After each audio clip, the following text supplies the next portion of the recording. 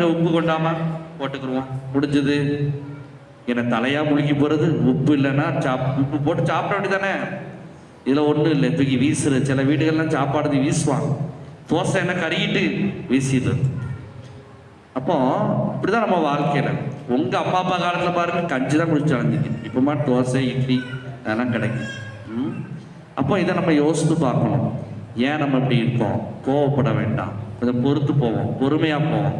இப்படிதான் அப்துல் கலாமுடைய வாழ்க்கையில் நடந்தது. அப்துல் கலாமுடைய வாழ்க்கையில அவங்க அப்பா வேலைக்கு போயிட்டு வந்திருக்காரு. அவங்க அம்மா வந்து நைட்டு ரொட்டி சுட்டு வச்சிருக்காங்க.